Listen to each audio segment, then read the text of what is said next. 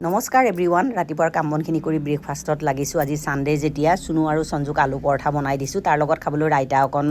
বনাই দিলোঁ আৰু বাবাকক কোমল চাউল তিয়াই থৈছিলোঁ দৈৰ সৈতে খাবলৈ দিলোঁ ময়ো গাখীৰৰ সৈতে খাই লওঁ আৰু মোৰ শাওণ মাহৰ ব্ৰত চলি আছে মই নহৰু পিঁয়াজ এই মাহটো একো নাখাওঁ সেইকাৰণে মই ৰেচিপি ভিডিঅ'বিলাকো শ্বেয়াৰ কৰিব পৰা নাই দুপৰীয়া ভাত বনোৱাৰ আগতে খুৰাহঁতৰ ঘৰলৈ আহিছোঁ কাইলৈ সোমবাৰ যেতিয়া বাবাৰ থানত শৰাই এভাগ দুই ঘৰ মিলি দিম দুই ঘৰে দিলে অকণ সুবিধাও হয় তাকে আলোচনাটো কৰি আহি দুপৰীয়া সাজত মগু দালি বনালোঁ ভাতকেৰেলা আলু অকণ ভাজিলোঁ আৰু বেঙেনা বেচন দি অকণ ফ্ৰাই কৰিলোঁ এনেকৈ দুপৰীয়া নিৰামিষ থালিখন ৰেডি কৰিছোঁ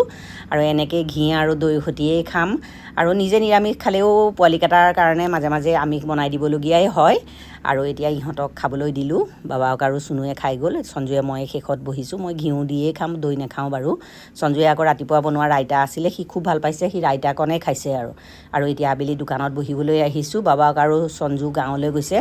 আমাৰ শিৱসাগৰৰ বানপীড়িত লোকসকলৰ সাহায্যৰ কাৰণে আমাৰ গাঁৱৰ ফালৰ পৰা যোৱাৰ যোজা কৰিছোঁ তাকে সকলোৱে যি পাৰোঁ সাধ্য অনুসাৰে যোগাৰ কৰি দিম আৰু বহুত দুখ লগা বিষয় দেখিলে ছ'চিয়েল মিডিয়া চকু পানী টুকুতেই গৈছে সেইকাৰণে ভিডিঅ' দিবলৈও মন যোৱা নাই আৰু শ্বেয়াৰেই কৰি আছোঁ পষ্টবিলাক আজিৰ ভিডিঅ'টো ইমানেই কেনে পালে জনাব